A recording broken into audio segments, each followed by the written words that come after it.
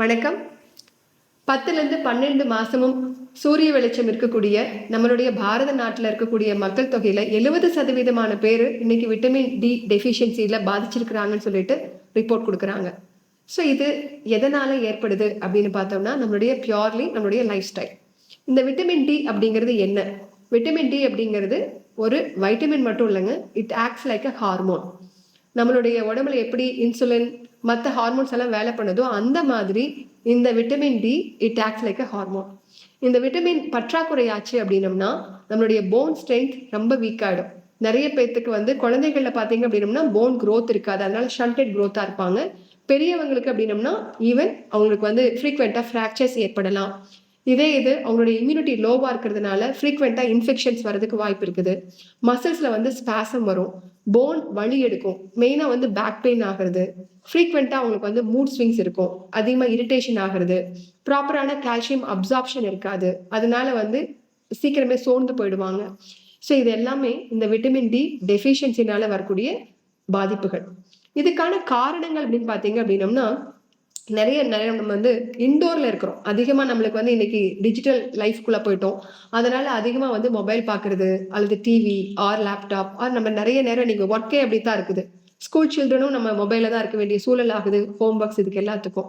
So இந்த மாதிரி அவங்களுடைய ஆக்டிவிட்டி இன்டோர்லயே அதிகமா இருக்கிறதுனாலையும் அவங்களுடைய பிசிக்கல் ஆக்டிவிட்டி இல்லாம போற காரணத்தினாலையும் நம்மளுடைய விட்டமின் டி உடைய அளவு அப்சார்ப்ஷன் குறைஞ்சு போச்சு. இந்த விட்டமின் டி எப்படி உருவாகுது அப்படின்னு பார்த்தீங்க அப்படின்னம்னா நம்ம சாப்பிடக்கூடிய ஃபேட் கண்டென்ட் நம்ம ஸ்கின் மூலமா யூவி ரேஸை பயன்படுத்தி சிந்தசிஸ் பண்ணி இந்த விட்டமின் டியை ப்ரொடியூஸ் பண்ணுது.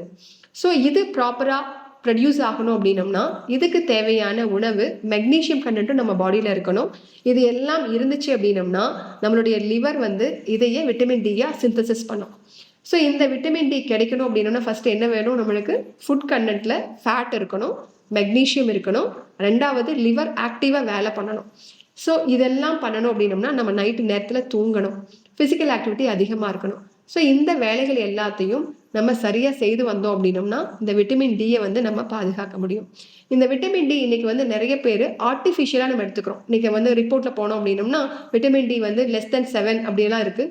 ஸோ இந்த கண்டிஷனில் ஆர்டிஃபிஷியல் சப்ளிமெண்ட் கொடுக்குறாங்க. ஸோ இது ஒரு சிந்தட்டிக் விட்டமின் D4 சொல்லுவோம். ஸோ இது நம்மளுடைய பாடியில் அவைலபிலிட்டி கம்பேரிட்டிவ்லி நேச்சுரலாக ப்ரொடியூஸ் பண்ணுறதை விட குவாலிட்டி குறைவு.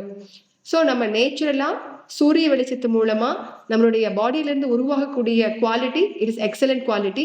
நம்ம சாப்பிடக்கூடிய synthetic vitamin D sometimes over toxication ஆச்சு அப்படின்னா இது ஹைலி டாக்ஸிக் எஃபெக்டாக மாறும். அதே மாதிரி லாங் லாஸ்டிங்காகவும் இருக்கிறதும் கஷ்டம். கூடவே இது ஒரு டி அப்படிங்கிறது விட்டமின் டி அப்படிங்கிறது ஒரு மெடிசன் மட்டும் கிடையாது. நம்ம சன்லைட் எக்ஸ்போஸ் பண்ணுறப்போ நம்மளுடைய ஹோல் பாடியோடைய மெட்டபாலிசமும் என்ஹான்ஸ் ஆகும். அதனால மற்ற பிரச்சனைகளையும் நம்ம தவிர்க்க முடியும்.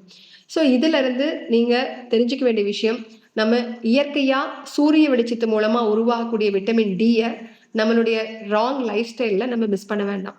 நம்மளுடைய ரைட் லைஃப் ஸ்டைல் இருந்துச்சு, இயற்கையோட இணைஞ்ச வாழ்க்கை இருந்துச்சு அப்படின்னம்னா உங்கள் விட்டமின் டியை நீங்கள் ஆப்டிமல் லெவலில் மெயின்டைன் பண்ண முடியும். உங்களுடைய லைஃப் ரொம்ப ஒரு எனர்ஜெட்டிக் லைஃபாகவும் இருக்க முடியும். பெயின் ஃப்ரீயாக என்ஜாயபிளான லைஃபாக வாழ்கிறதுக்கு இயற்கையோட இணைஞ்சிருந்துங்க. நல்ல சன்பாத் எடுங்க. நேச்சுரலான ஃபுட் விட்டமின்ஸ் அதிகமாக கொடுக்கக்கூடிய ஃபுட் அப்படின்னா ஃபேட் சால்யூபிள் அப்படின்னு சொல்கிறோம். ஸோ அதனால் ஃபேட் கண்டென்ட், மெக்னீஷியம் அதிகமாக இருக்கக்கூடிய சீட்ஸ், மெயினாக sabja seeds, chia seeds, pumpkin seed, முலாம்பழத்தில் இருக்கக்கூடிய அந்த சீட்ஸு. ஸோ இந்த சீட்ஸ் எல்லாமே வெரி குட். கூடவே நம்மளுக்கு இயற்கையாக நம்மளுடைய இதில் கிடைக்கக்கூடியதுன்னு பார்த்தீங்கன்னா செசேமி சீட்ஸ், எள்ளு, நிலக்கடலை, பாதாம், தேங்காய், இந்த எல்லாத்துலேயும் கூட நம்மளுக்கு மெக்னீஷியம் கண்டென்ட் கிடைக்குது. ஸோ இந்த உணவுகளை பயன்படுத்தி நம்மளுடைய லைஃப் ஸ்டைலையும் சரிப்படுத்தி உங்களுடைய விட்டமின் டியை ஆப்டிமல் லெவலுக்கு மெயின்டைன் பண்ணிக்கோங்க. நன்றி, வணக்கம்.